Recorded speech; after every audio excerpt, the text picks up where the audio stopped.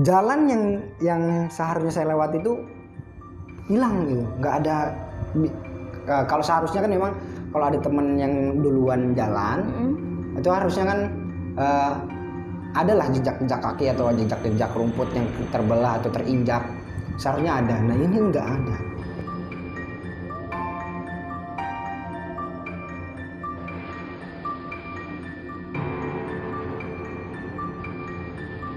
Kira-kira waktu Kak Fajar mendaki di pulau-pulau Jawa ada nggak sih kejadian yang bisa atau bahkan sampai ngelihat sesosok? Gimana kayaknya ada deh. Ada ya? Bukan kayaknya, memang ada. Memang ada kalau di Pulau Jawa. Di Pulau Jawa tuh memang ada. Waktu di mana tuh? Pengalaman paling menyeramkan saya. Pengalaman paling menyeramkan saya selama menjalani bukan profesi, hobi. Hobi saya mendaki gunung.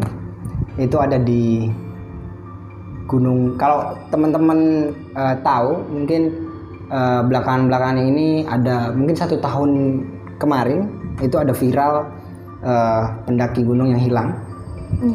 Pendaki gunung yang hilang. Nah, itu ada di Gunung Lawu.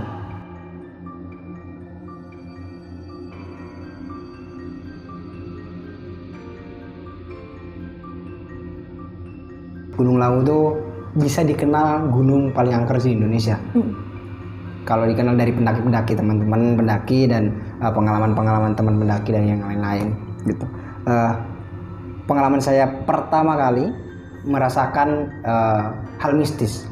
Hal mistis di gunung itu di tahun 2013. 2013 ya, udah naik Gunung Lawu tuh. Sudah. Kira-kira umurnya waktu itu sekitar berapa tuh? Dulu 2013 itu kayaknya saya kelas 3 SMP. Masih SMP loh ya. Kelas 3 SMP. Kelas 3 SMP itu saya nekat. Jadi mungkin ini jangan contoh buat teman-teman yang suka mendaki atau yang baru belajar mendaki. Kesalahan saya yang pertama adalah satu, tidak tahu medan. Tidak tahu medan. Kedua, tidak tahu pengetahuan tentang pendakian. Dan ketiga, pendakian pertama kali, belajar pertama kali langsung ke gunung yang tinggi dan angker lah bisa dibilang. Nah, itu sendirian atau enggak, rombongan? Saya ada rombongan berlima. Saya berangkat orang 5 dengan nekat. Bukan pakaian sih, peralatan mendaki itu pun kami tidak punya. Jadi kami semuanya menyewa, carrier atau ransel gunung nyewa, kompor nyewa, tenda nyewa, semuanya nyewa. Itu semua anak santri kelas 3 SMP? Iya, betul. Betul. Semuanya nyewa. Jadi kami nekat tepatnya dari Jombang, dari kota Jombang ke sana, ke base camp, naik bis, nggak tahu jalan, cuma tanya-tanya doang. Terus sampai base camp itu sore. Saya base camp sore jam 3. Jam 3 kami langsung ngurus simaksi, langsung ngurus perizinan, daftar. Nah, maghrib sama kayak yang tadi pertama di Loksa Jukung. Maghrib itu saya berangkat juga. Habis maghrib ya? Habis maghrib, tepat habis maghrib. Kalau yang di Gunung Lawu ini memang gimana ya? Dari pertama kali kita masuk mulai pendakian. Kan kalau di Gunung Lawu ini ada banyak jalur. Ya. Kita misal mau ke puncak Lawu itu ada banyak jalur, ada Cemoro Kandang, Cemoro Sewu, base campnya maksudnya. Lewat mana bisa? Cemoro Kandang, Cemoro Sewu, terus ada Candi Cetro, ada Jogorogo. Nah, saya yang pertama kali di tahun 2013 itu lewat Cemoro Sewu. Nah, di Cemoro Sewu baru 15 menit jalan. Itu memang ada bareng orang lain kan naiknya atau cuma berlima itu aja? Di hari itu memang banyak pendaki yang naik karena memang di waktu liburan. Jadi banyak memang yang mendaki, tapi kami berlima itu menjadi rombongan terakhir yang berangkat. Yang terakhir ya? Yang terakhir berangkat itu maghrib. Mungkin ada yang nanya juga rombongan dari Lampung kalau nggak salah. Rombongan dari Lampung tuh ada yang nanya, Mas mau berangkat tak? Iya Mas mau berangkat, mau loh wani, makanya itu masih berani. Iya. Nah, berani insya Allah. Karena kan kita memang nggak tahu situasi gunung tersebut itu gimana kan. 15 menit jalan itu memang peninggalan seperti peninggalan kerajaan-kerajaan dulu itu memang ada. Sebelah kanan tuh ada rumah kerajaan gitu kosong, dan ada batu besar nggak tahu buat apa. Nah mulai situ banyak ya kayak rumah-rumah atau gimana? Bukan banyak sih, kayak satu, terus di tempat lagi agak maju sedikit 15 menit lagi ada satu. Tapi itu udah kosong, nggak ada yang ninggalin? Kosong. Mungkin itu dijadikan museum kali ya, atau dijadikan tempat wisata prasejarah mungkin saat ini. Nah sampai situ agak mulai kena mental. Kalau bahasa sekarang agak mulai kena mental. Kenapa? Ya karena memang gimana ya, kita sampai situ tuh peninggalan bentuk dari si bangunan tersebut memang serem, kosong, penuh sarang laba-laba. Iya, sarang laba-laba. Penuh sarang laba-laba, bukan hitam, gelap. Karena memang gelap sudah sore, jadi agak ngena lah situasinya. 1 jam jalan itu kami nemu pos bayangan. Pos. Itu pos pertama? Belum. Gimana? Jadi pos bayangan itu pos sebelum pos 1. Jadi antara jadi pos bayangan ya. Antara base camp dengan pos 1 di tengah-tengah ada pos bayangan. Pertengahan dari pos bayangan sampai pos 1 hujan. Tiba-tiba. Itu hujannya sumpah bukan hujan kayak biasa, badai. Kalau saya bisa menyimpulkan badai. Kenapa badai? Jalur yang saya naiki sama teman-teman itu kan begini nih jalannya nih. Jalur itu tuh bukan kayak jalur pendakian, kayak sungai. Saking derasnya hujan. Iya. Itu saking derasnya. Jadi kerikil-kerikilnya kecil-kecil segini-gini itu turun semua. Gluduk. Ya kami memang persiapan kurang. Jas hujan seadanya, jas hujan plastik tau? Iya, tahu. Nah, itu jas hujan. Yang tipis banget itu ya. Jas hujan itu yang kami pakai. Jadi terus ngedaki atau stop dulu nih? Masih terus ngedaki. Karena memang di situ nggak ada tempat buat bikin tenda. Karena di sini hutan. Udah, mau bikin di mana? Mau nerobos ke hutan juga nggak bisa. Nah, kami terus sekitar 15 menit akhirnya nemulah pos 1. Nemu pos 1 di situ, masuk langsung buka tenda. Ternyata tenda kami basah sumpah, pas dibuka banjir di bawah. Jadi nggak ada tenda tuh? Ada tenda, cuma kami buka aja. Kami dirikan aja tenda ini, kami dirikan, cuma kami tidur nggak pakai. Kadang kan tenda tuh ada yang single layer, ada double layer ya. Nah kami kebetulan kemarin tuh bawa yang double layer, cuma memang karena ada di pos jadi masih terlindung atap pos. Jadi yang double layer buat nahan air itu nggak kami pasang, supaya yang di dalam air yang di dalam tendanya agak nguap lah, jadi agak hilang, bisa kami bersihin. Tapi di situ tidur tuh campur air ya tidur. Nah sampai situ sekitar jam 9 tuh sampai pos 1, beres-beres, masak pun nggak bisa benar-benar masak, kami cuma masak mie, sudah makan, habis itu istirahat. Nah, habis istirahat nggak lama kemudian teman saya bangun, pengen kencing, pengen buang air. Itu sekitar jam berapa? Sekitar jam 12:30. Setengah 1 malam. Itu hujan udah reda, cuma memang kabut tebal banget di situ. Kabut tebal. Nah, dari situ kami langsung balik ke tenda. Tidur lagi. Nah, istirahat. Nggak lama dari kita menyimpan kepala di bantal. Kalau di nggak bantal, kayak tas gudung jadi kan dijadikan bantal tuh. Nah, nempel di tas, itu nggak lama kemudian ada suara kayak tahu delman tahu ya. Nah, ketepak. Suara kayak gitu? Iya, dari samping sebelah kiri saya. Itu yang dengar siapa aja? Saya sama teman saya yang kencing itu, kan yang lain ada tidur tuh. Nah, yang dengar tuh saya sama yang kencing itu. Ada suara kayak delman sebelah kiri. Itu sangat jelas.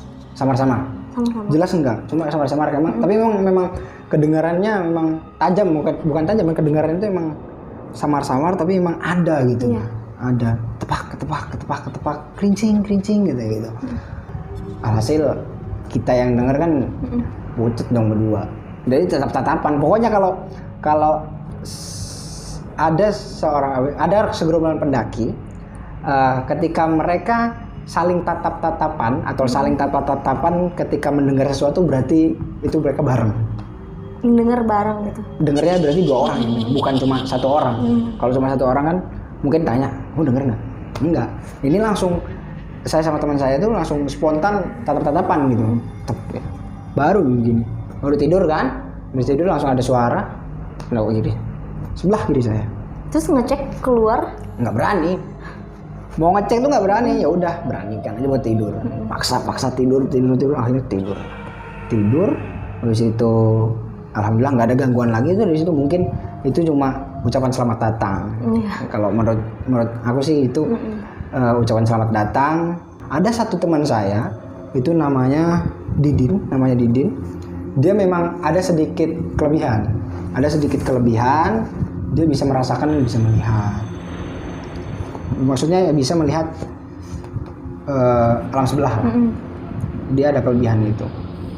Nah, tetapi dia nggak ngomong sama kita, kita mungkin takutnya dia ketika bilang ke kita kata distract atau kita ke bawah suasana, jadi kacau pendakian. Sedangkan target kita pengen ke puncak kan.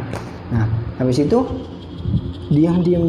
Nah, dari situ, dari pos 3 itu aku masih berpikiran positif. Oh mungkin kecapean atau gimana lah kan. Istirahat lah kami. Pokoknya setiap 5 menit langkah, 5 menit berjalan, istirahat 15 menit. 5 menit jalan, istirahat 15 menit. Itu karena faktor temannya tadi ya? Karena faktor teman saya memang seharusnya kalau memang sudah suatu situasi seperti itu, pendaki itu harus dibawa turun sudah. Karena kita nggak ada pengetahuan bagaimana cara menghubungi pihak base campnya, pihak rescue-nya yang di bawah. Jadi kita paksakan untuk naik. Nah, di pertengahan pos 2 mau ke pos 3 hujan lagi. Itu hujannya lebih deras sama yang pertama, yang hari sebelumnya, yang mau menuju pos 1. Tapi itu masih siang ya? Masih siang. Lebih deras. Sampai situ, sampai pos 3, si teman saya ini yang sakit tadi, dia masih kerasa kesakitan tapi agak mulai lumayan. Nah, kata teman saya yang yang bisa melihat tadi, yang ada kelebihan, teman saya ini katanya memang ada yang ngikutin. Iya.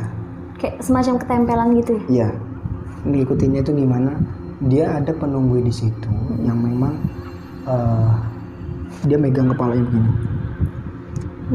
Dari pos, sebenarnya yang awalnya itu dari pos 1 sampai pos 3, sampai pertengahan pos 3. Terus begini, dia ditempel, kata teman saya itu gitu. Teman kamu itu sepanjang jalan melihat orang itu megang si yang sakit tadi? Iya, tapi memang dia nggak berani bilang karena memang takutnya yang itu tersinggung atau kita terdistract dengan situasi itu gitu. Sampai pos 3 semua cerah secerah-cerahnya pokoknya. Habis itu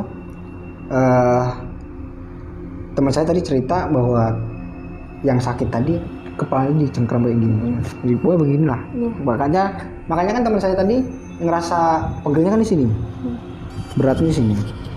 Habis itu cerah, yang sakit tadi tidur, saya suruh tidur memang. Itu udah lepas yang megang? Sudah lepas. Oh, makanya berani cerita makanya ya? Berani, udah lepas, makanya berani. Habis dari situ kami lanjut ke pos 4. Nah, di pos 4 kami ngecamp. Itu udah malam ya? Iya, di pos 4 kami ngecamp. Nah, di situ teman saya, di situ kan sampai sekitar jam 4:30 ya, sampai 4:30 kan masih cerah tuh. Nah, di situ masih cerah. Teman saya itu ada, kami nyewa kamera karena memang buat dokumentasi kan.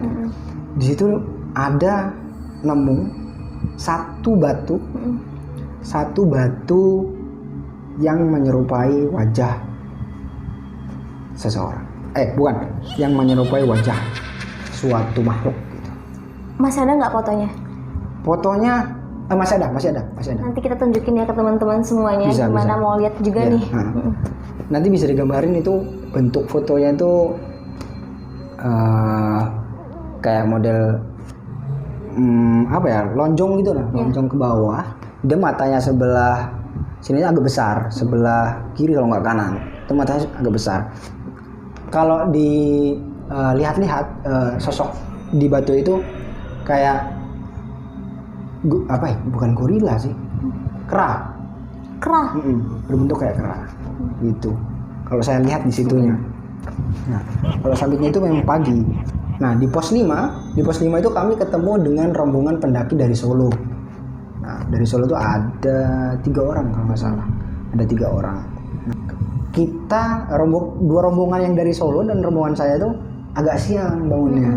Jam 6, setengah 7 baru bangun. Jam 6. Nah, setengah 7 karena memang di Gunung Lawu nggak ada batasan summitnya sampai jam berapa. Kami naik jam 8. Kami sampai jam 8. Nah, sebelum kami summit itu, salah satu orang pendaki dari Solo, rombongan pendaki dari Solo, salah satunya dia ada mengganggu satwa identik di Gunung Lawu. Ada satu satwa identik atau hewan identik di Gunung Lawu namanya jalak gading. Apa itu? Jalak gading itu adalah burung yang memang ada di Gunung Lawu aja. Nah, dipercaya burung ini dipercaya bisa menuntun kita ke jalur yang benar, bisa juga menuntun kita ke jalur yang salah gitu. Tergantung niat kita, gimana mau ngapain gitu. Nah, dia ada ngelempar burung tersebut, burung jalak gading di ranting. Emang kena dia. Itu dia sengaja ngelempar Iya, atau emang dia nggak tahu? Sengaja dia sengaja emang mau ngincer, mau ngenain burung itu. Nah, kena, terbang. Habis itu kita summit, kita ke puncak, foto-foto. Nah, perjalanan dari pos 5 ke puncak terus lancar, sampai turun pun lancar. Nah, kita lancar, naik turun lancar, dan di atas foto-foto happy, turun ke bawah, dan tenda punya dia itu hilang.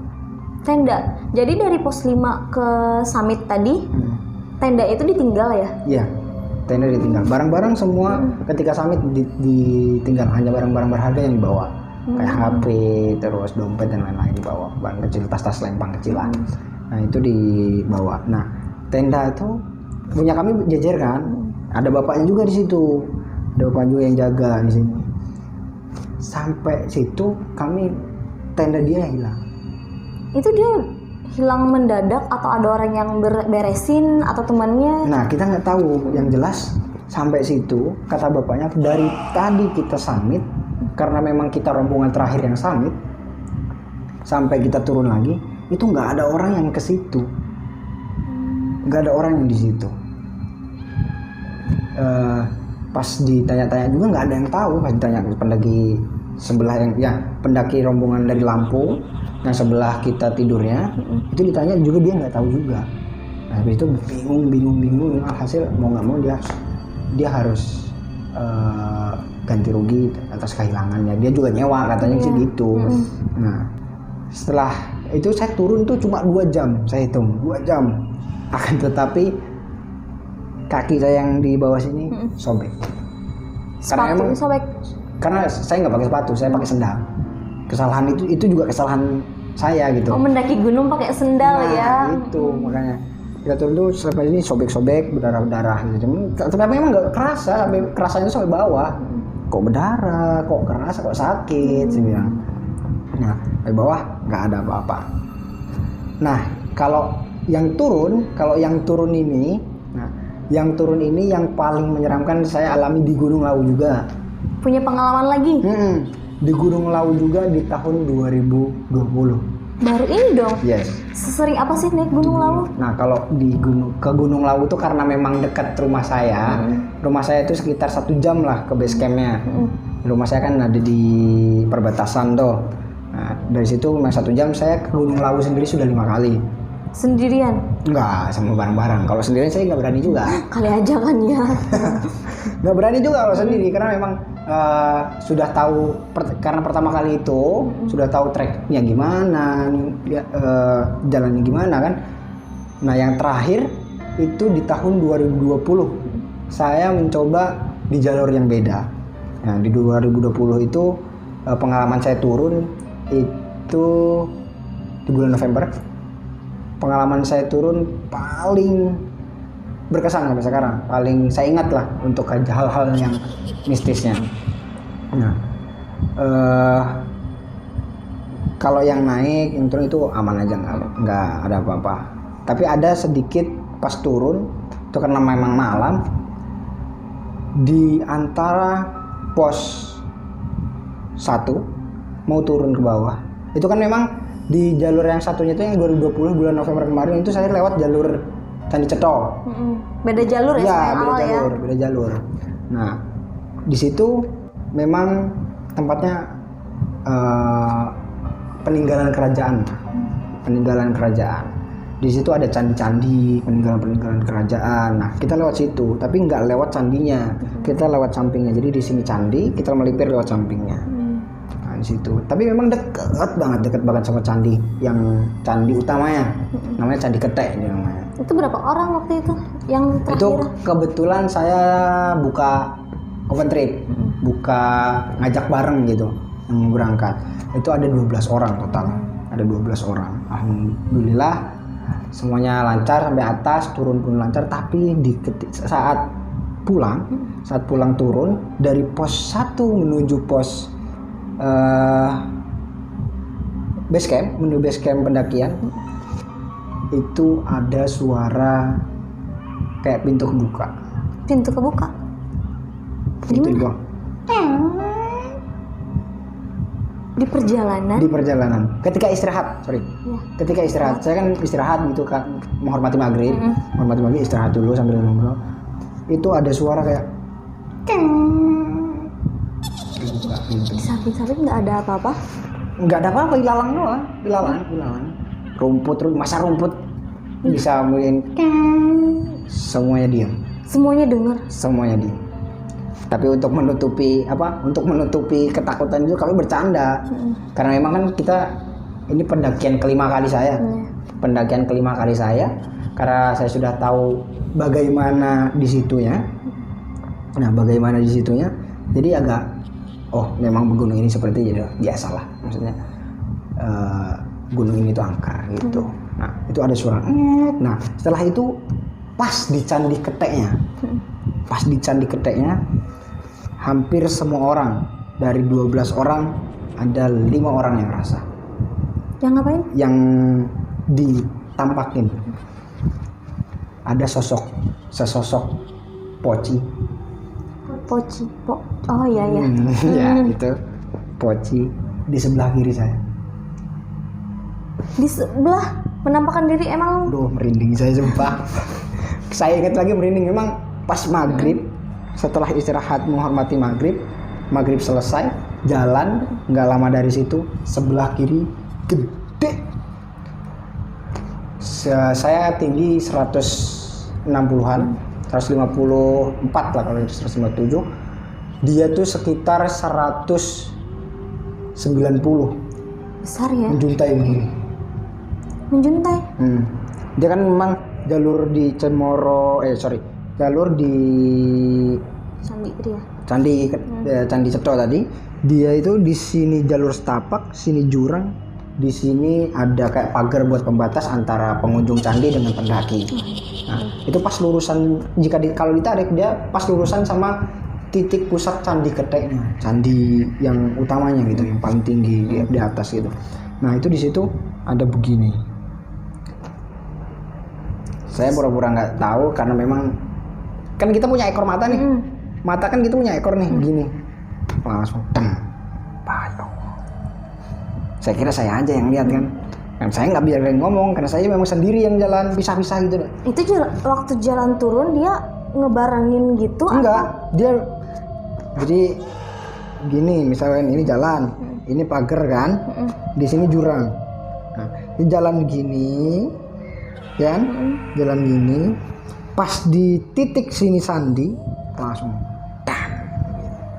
muncul. kayak model jump scare Ya, tiba-tiba gitu. ya bam gitu. Kalau saya yang ngalamin, kalau teman-teman saya yang ngalamin memang dia sudah ada di situ dari tadi. Oh, jadi teman-temannya lihat juga dari Iya, belakang. ada 5 orang yang melihat, bukan cuma saya.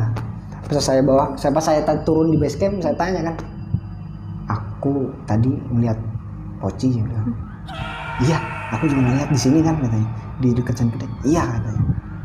Ya sudah sampai situ udah nggak ke distract takutnya, karena emang tahu gunung itu angker.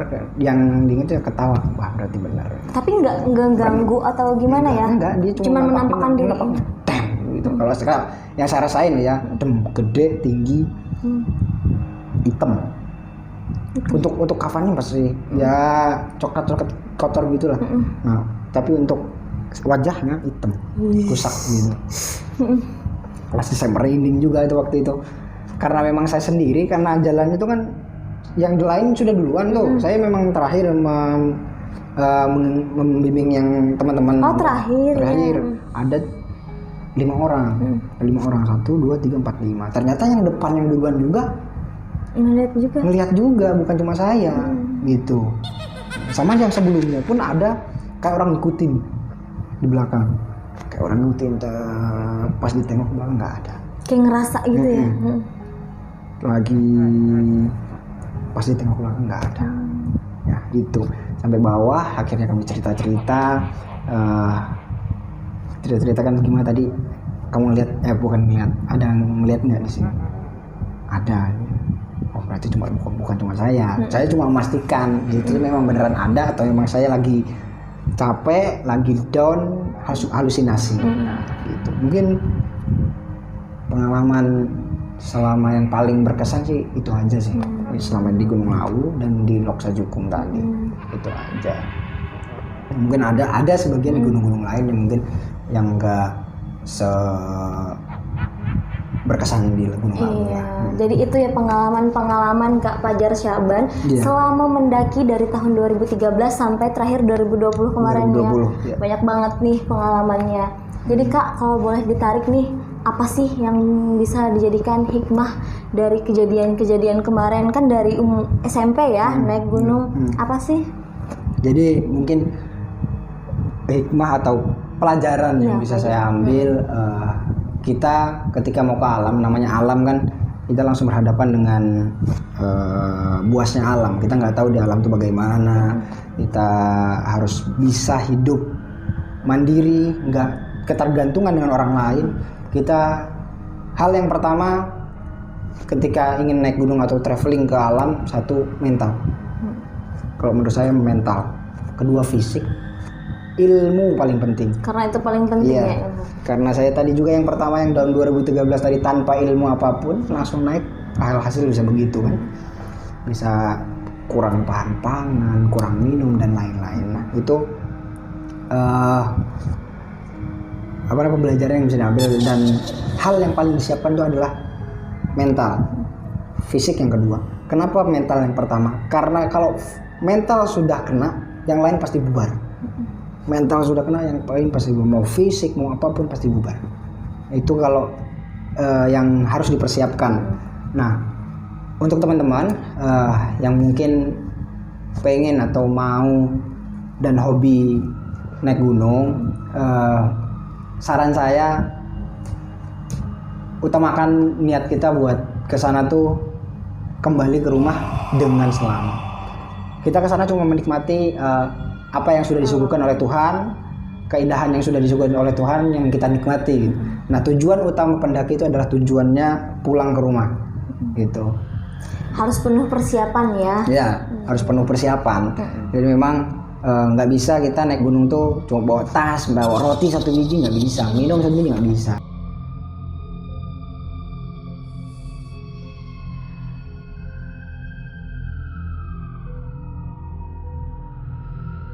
Jadi itu tadi cerita dari Kak Fajar Syaban, banyak banget cerita-cerita horor dari beliau. Mungkin buat teman-teman semuanya yang pengen mendaki, apalagi pertama kali, kalian bisa ambil hikmahnya dari cerita ini. Mungkin ini aja untuk cerita episode kali ini. Sampai jumpa di episode selanjutnya. Dan buat teman-teman yang punya cerita ataupun kejadian horor, boleh nih DM Instagram kita di @beritabanjarmasin.com atau komen di bawah. Sampai jumpa.